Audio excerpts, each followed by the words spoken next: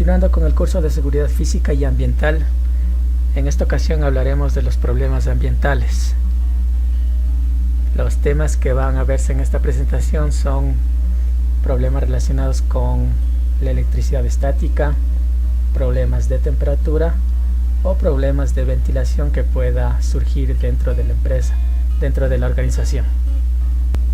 Hablemos un poco de los entornos. Los entornos inadecuados pueden causar daños a los equipos o servicios. Tenemos que asegurarnos que para el manejo del agua y del gas existan válvulas de cierre y que estos tengan desagües positivos, es decir, que el agua o el gas tienen que fluir hacia afuera. Listo, la humedad hace referencia a la cantidad de agua que existe en el aire. Para medir la humedad se debe tomar en cuenta que humedad es la cantidad de agua que existe en el entorno. Básicamente se calcula de la siguiente manera: gramos sobre metro cúbico. Es decir, si nosotros queremos calcular la humedad que existe, hay que tomar en cuenta cuántos gramos de agua existe por cada metro cúbico de aire. Por ejemplo, aquí podemos notar que existe mucha humedad, mientras que acá hay poca humedad. Es importante manejar esto, ya que el control adecuado de la humedad va a evitar daños a futuros en los equipos informáticos. Sobre todo cuando la humedad es demasiado baja, produce estática y eso puede quemar a los equipos, y cuando la humedad es demasiado alta produce corrosión y también puede dañar a los equipos. Entonces es ideal tener un control adecuado de la humedad. Si desconoces cómo gestionar esto, existen medidores de humedad. Por ejemplo, aquí tenemos una foto de un higrómetro. El higrómetro permite medir la humedad y saber si estamos en el rango correcto que deberíamos tener para cada área de la organización. Como se mencionó hace un momento, cuando hay muy poca humedad se produce lo que es la electricidad estática, que es un resultado de la acumulación o exceso de carga. Para evitar que los equipos se dañen, hay dos consejos bien importantes. Primero, usar pisos antiestáticos, es decir, pisos regulados para que no se forme este tipo de electricidad que pueda afectar a los equipos. Otro consejo también importante es que no se use alfombras sobre los pisos donde están los centros de datos. Una alfombra puede parecer muy cómoda, pero no se recomienda en los data centros de los equipos informáticos, ya que las alfombras ayudan a que se genere estática en el medio. Si trabajas con equipos informáticos frecuentemente, hay que saber que el cuerpo humano también es portador de electricidad estática. Entonces puede ser que accidentalmente con tus manos, al manipular un computador, quemes algún dispositivo del tablero, por ejemplo, accidentalmente. Entonces también se recomienda, si es que frecuentemente trabajas en equipos informáticos electrónicos, utiliza pulseras antiestáticas. Aquí tenemos un gráfico de una pulsera antiestática. El manejo de la temperatura también es importante. La temperatura no debe ser demasiado alta y tampoco demasiado baja. Para un medio ambiente dentro de la empresa se recomienda una temperatura de 23 grados centígrados y en los cuartos de máquinas menor, porque debe ser un poco más frío para que los elementos electrónicos no se saturen. Continuando con el tema de ventilación, los ventiladores ayudan a la climatización, además permiten que el aire fluya para que los contaminantes sean expulsados en caso de emergencia. Vamos a ver aquí algunos tipos de ventiladores que frecuentemente se utilizan en las empresas y las diferencias que existen entre cada uno de ellos para saber cuál es la mejor opción en cada caso. Empecemos con los ventiladores helicoidales o axiales. Estos son los ventiladores comunes que se puede poner en cualquier lugar de la empresa. Son los ventiladores de aspas que frecuentemente conocemos. Con muy poco esfuerzo de energía, estos ventiladores pueden mover grandes volúmenes de aire con muy poca presión. Son de uso general, además son los más económicos. Digamos que estos ventiladores son de propósito general. El segundo tipo de ventiladores son estos de acá, que se llaman ventiladores radiales o centrífugos.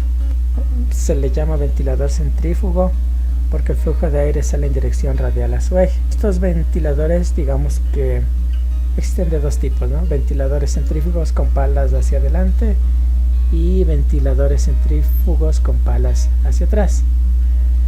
Ya, estos ventiladores de aquí generalmente se aplican a unidades de tratamiento de aire, es decir, en lugares específicos, por ejemplo, bodegas puede ser, en lugares industriales donde esté las máquinas, por ejemplo. Sí, estos ventiladores se utilizan en lugares específicos de la empresa. Son construidos de mejores materiales, es decir, que son más perdurables en el tiempo. Entonces este tipo de ventiladores son para lugares específicos. Otro tipo de ventiladores son los ventiladores tangenciales. Se le llama ventilador tangencial porque el flujo de aire sale en dirección tangencial o perpendicular a su eje. Generalmente se le ubica en puntos de entrada, ya que estos ventiladores crean cortinas de aire de muy buena calidad y puede ser ideal para ponerlo en accesos como puertas, por ejemplo. Para la prevención de incendios, las organizaciones deben tener sistemas adecuados. Lo que se recomienda es tener sistema de detección de incendios, por ejemplo utilizando detectores de humo, y para el manejo de calor utilizar lo que son sensores de temperatura.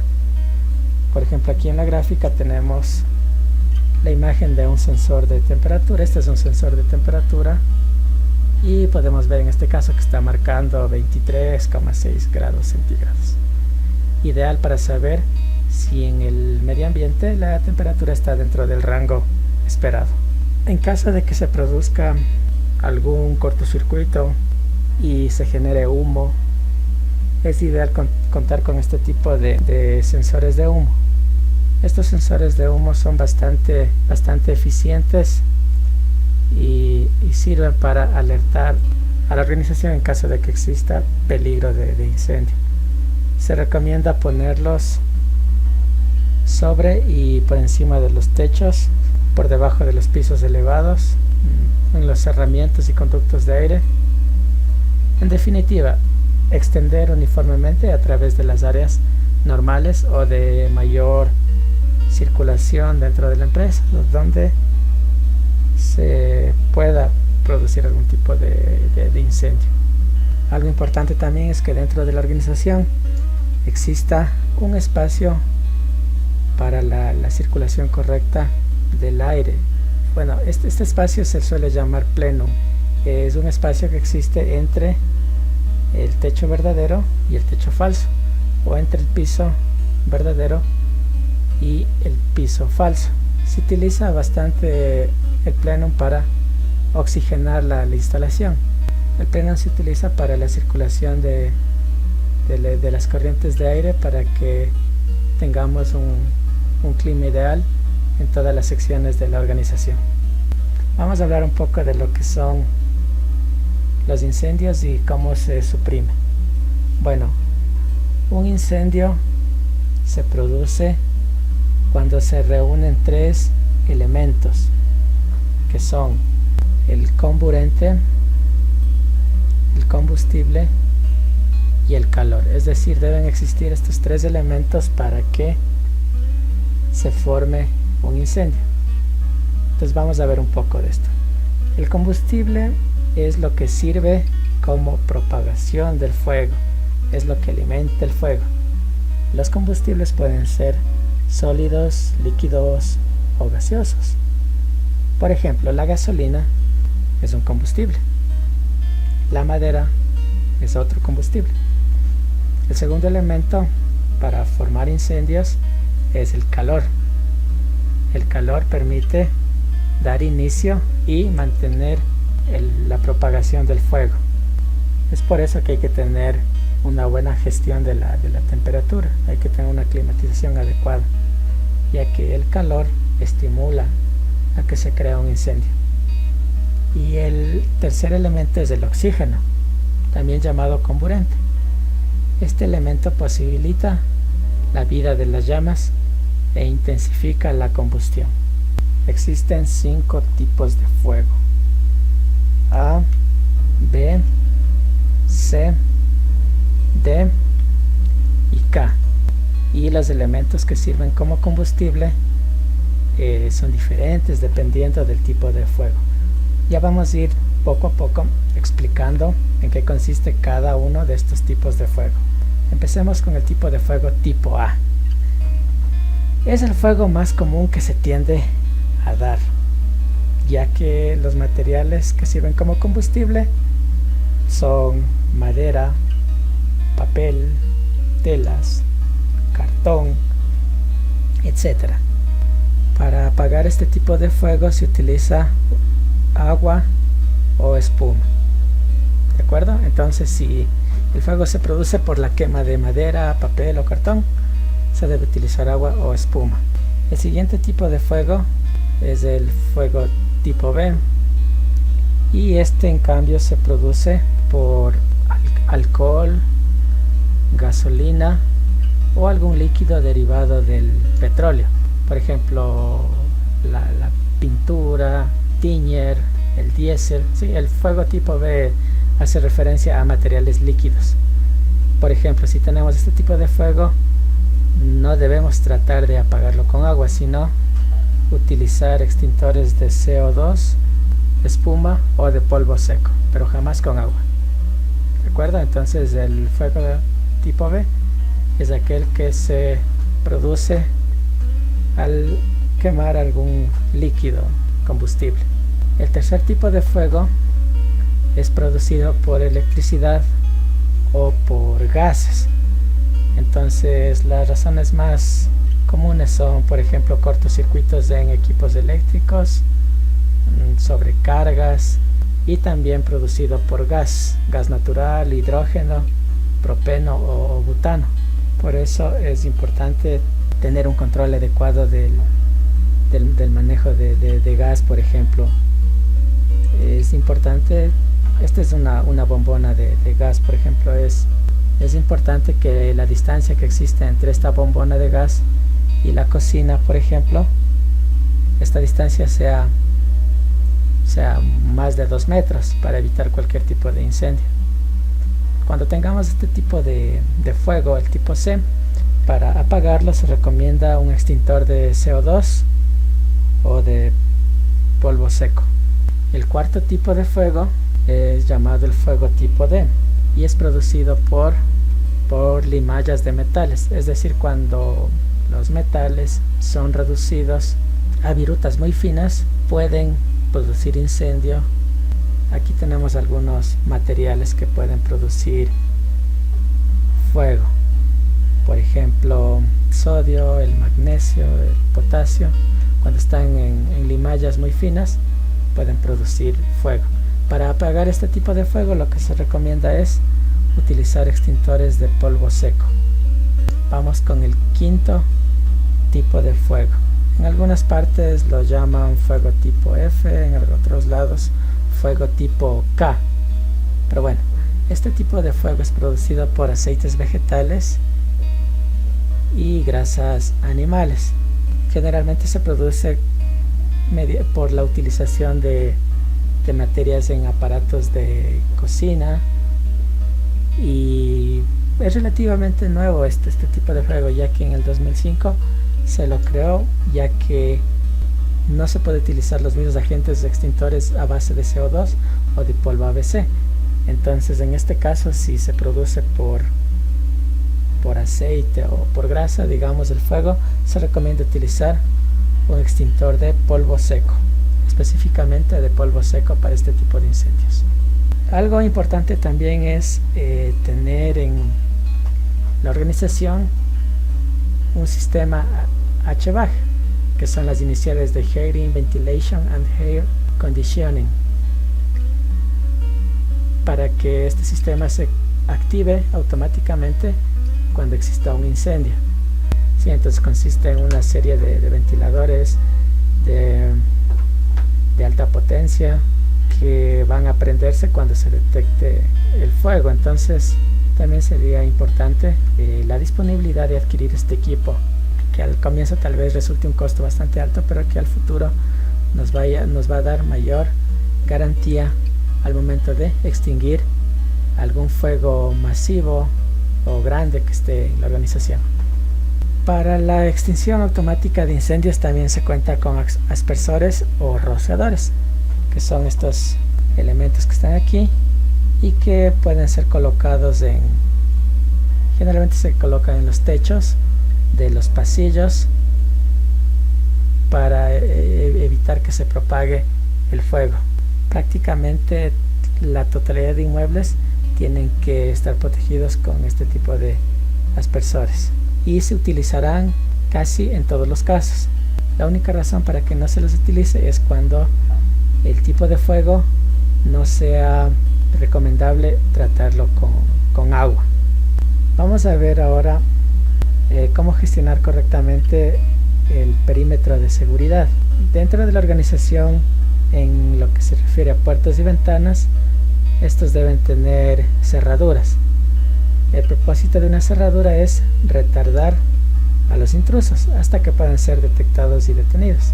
Y vamos a ver que hay distintos tipos de cerraduras mediante las cuales se podrá seleccionar la cerradura que le parezca más eficiente.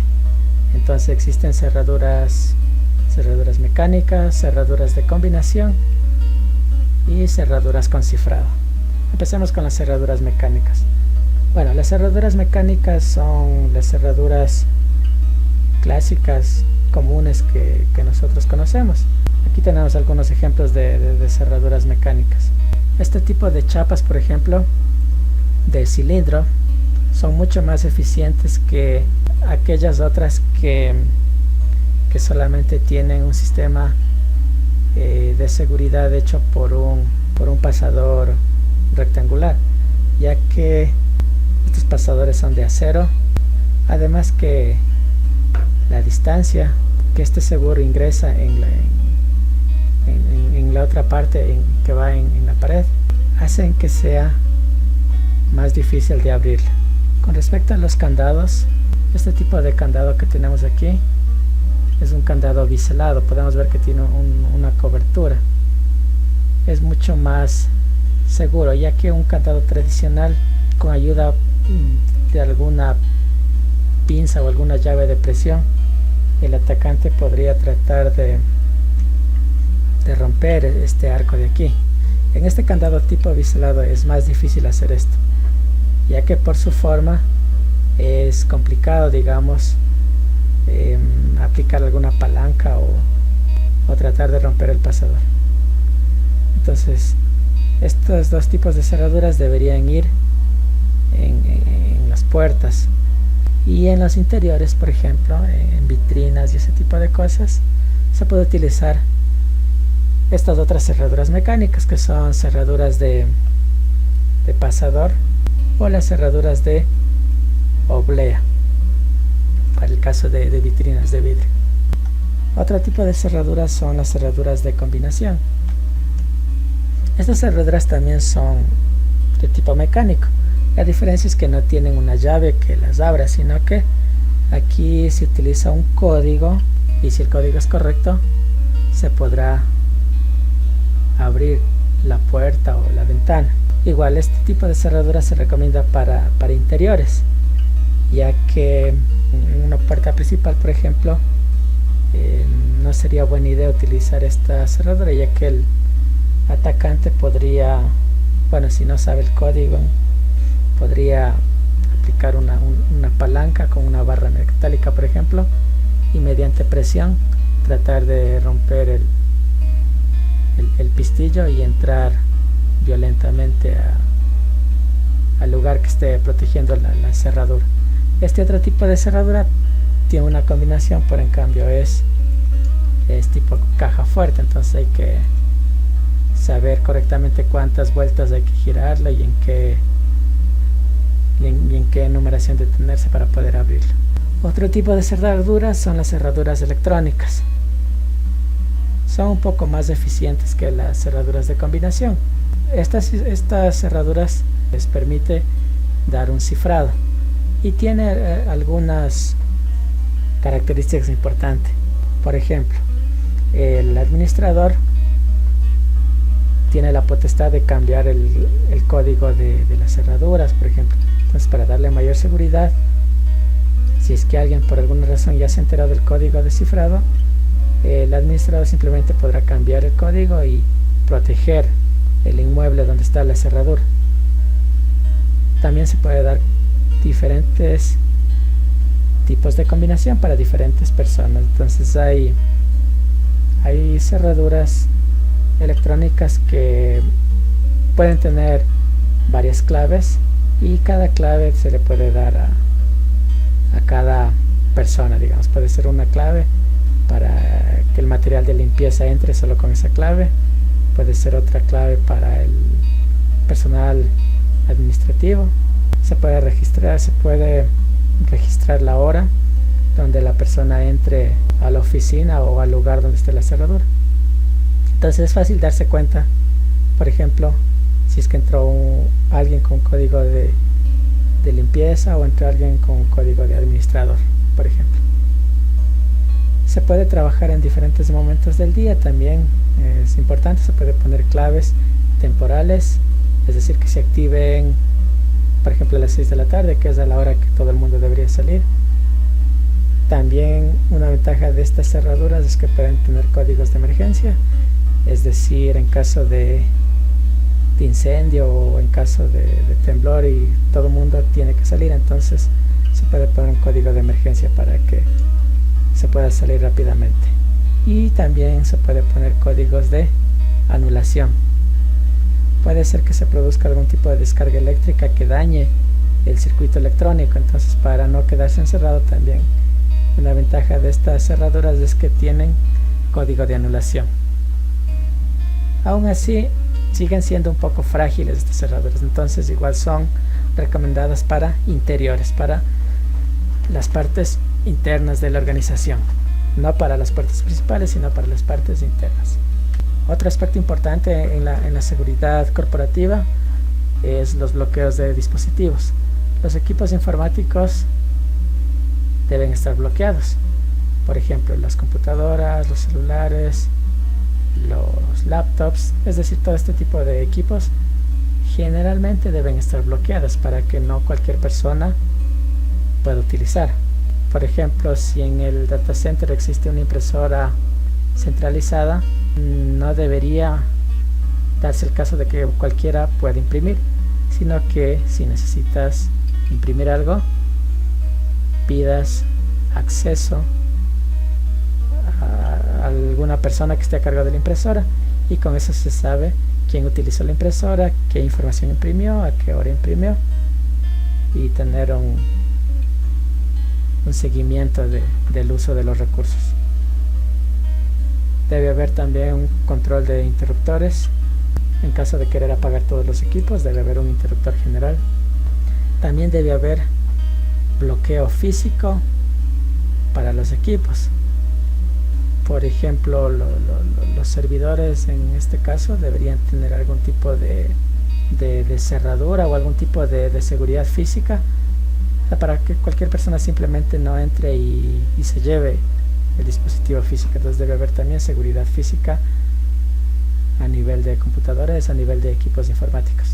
También debe haber controles de puerto, es decir, por ejemplo, en los servidores deben estar bloqueados los USB para evitar que cualquier persona entre con un dispositivo USB, por ejemplo una memoria flash, y se copie la información. Entonces debe estar bloqueado el acceso a puertos USB.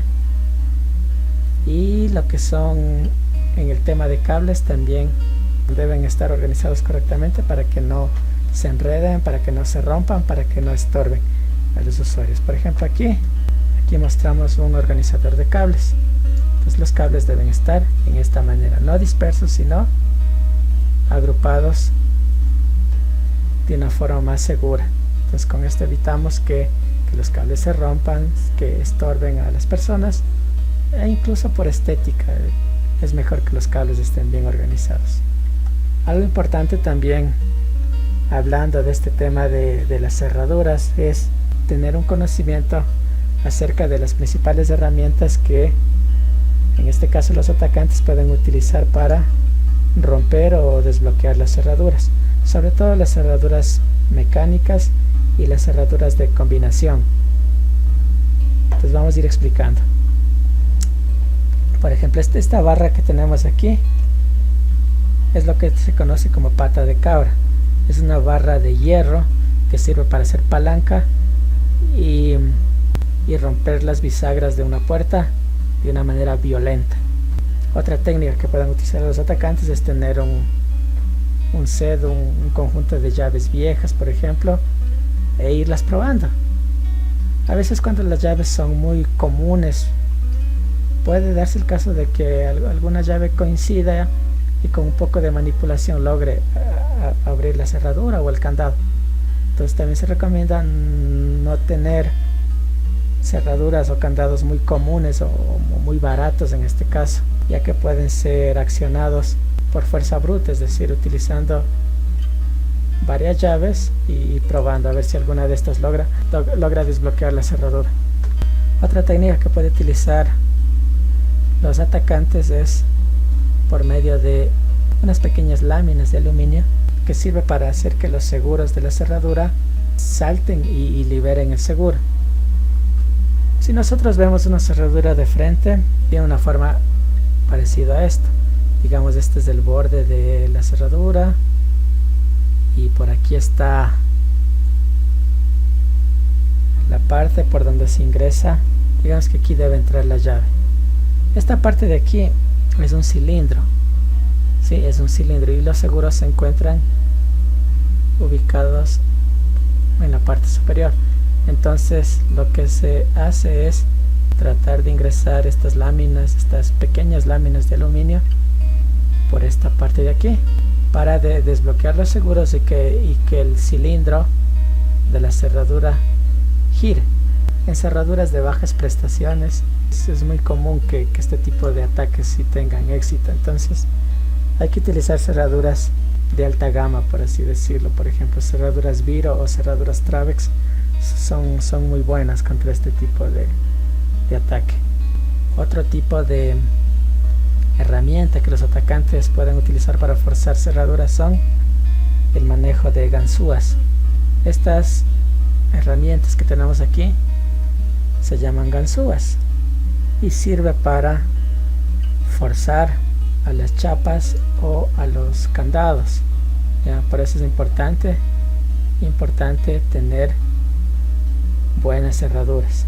Y aunque no sean tan profesionales las ganzúas, el atacante incluso podría utilizar un pedazo de sierra y con un esmeril formarse sus propias ganzúas y tratar de romper la seguridad de los candados que pueden existir. También, además de las cerraduras, existen este tipo de herramientas que se llaman llaves tipo L, que sirve para ingresar en el cilindro de la cerradura y mediante una palanca forzar a que el cilindro de la cerradura gire y así abrir el dispositivo. Por último tenemos otra herramienta que es bastante utilizada también, que es la pistola, que pueden ayudar a falsear este tipo de chapas cuando son de baja calidad sobre todo. ¿Ya?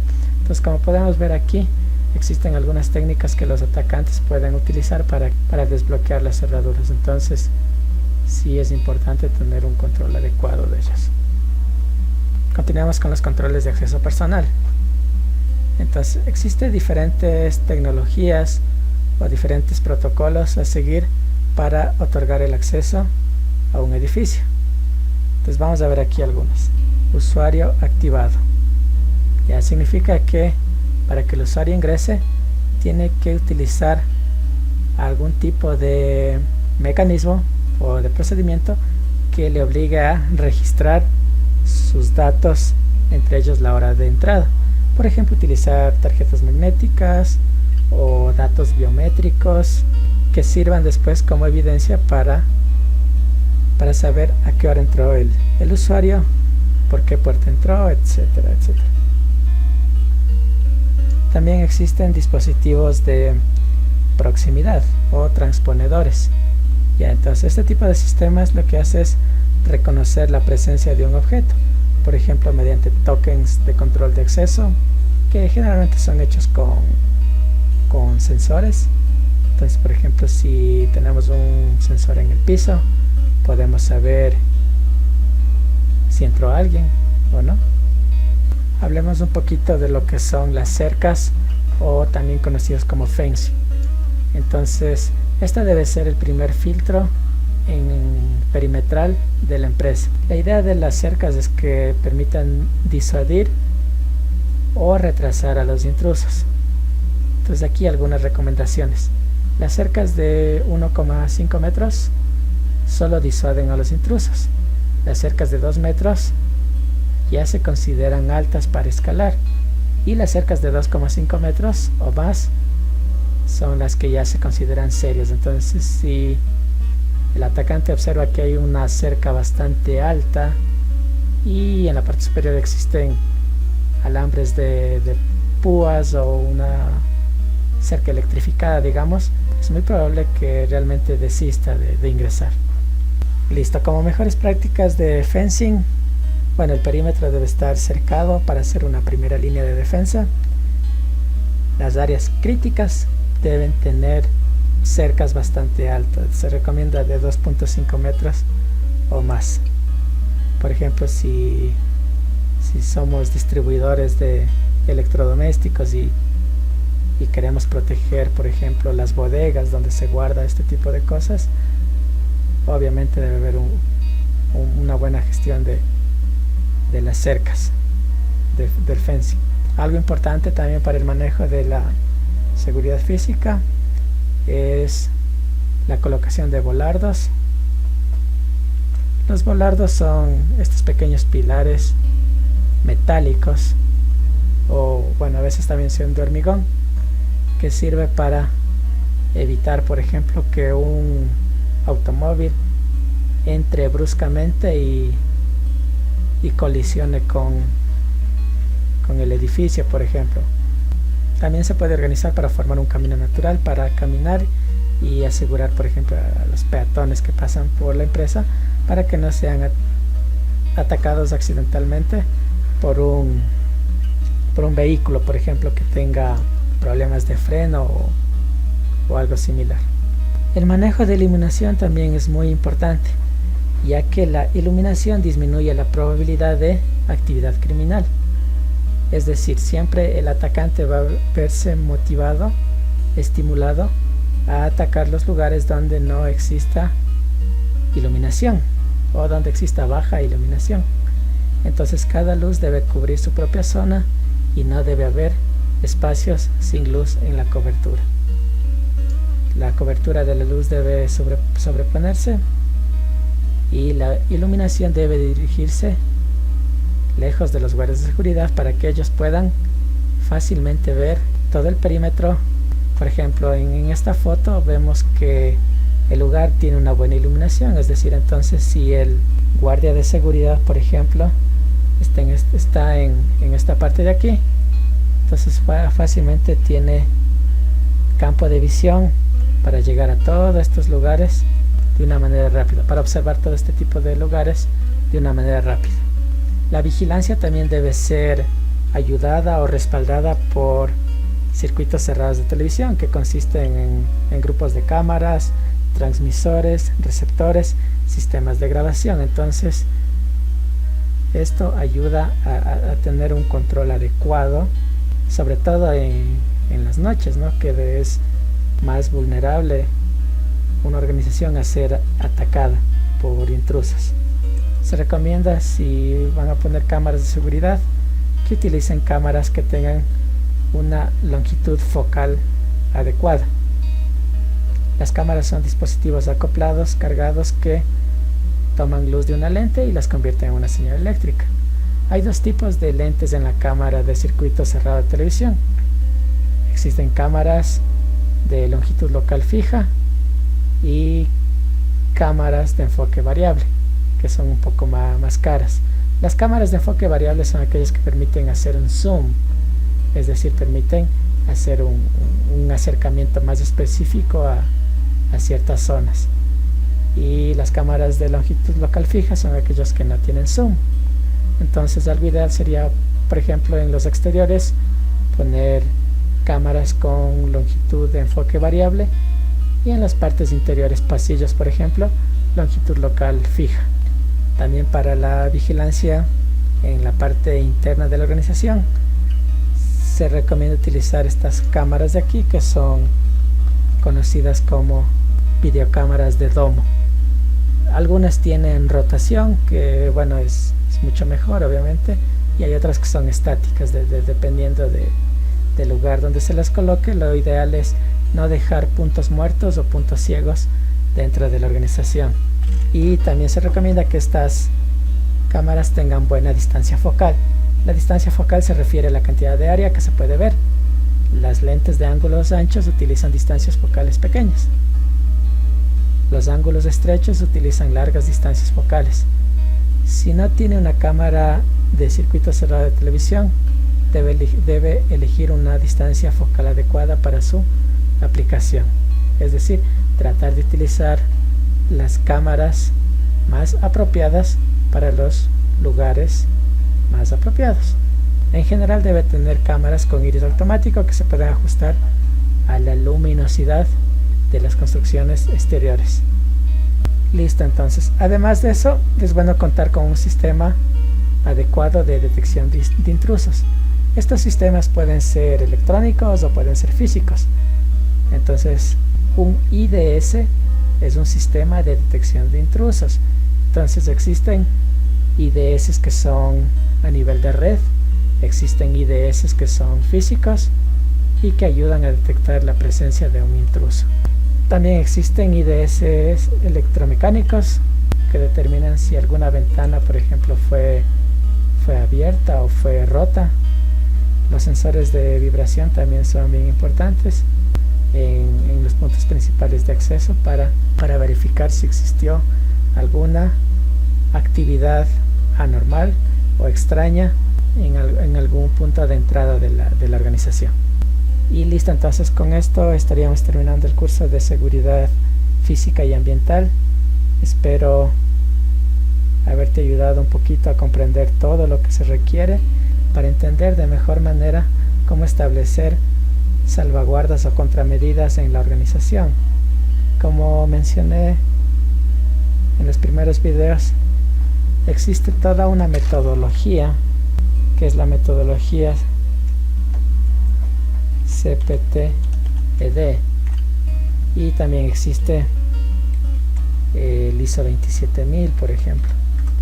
El tema de seguridad física y ambiental es un tema serio y extenso, y realmente debe ser estudiado y analizado de manera holística, es decir, tomando todos los pros y los contra y realizando un correcto programa de planificación de seguridad física. Listo, mi nombre es Sergio Granizo y espero haberte ayudado un poquito con esta serie de videos. Muchas gracias.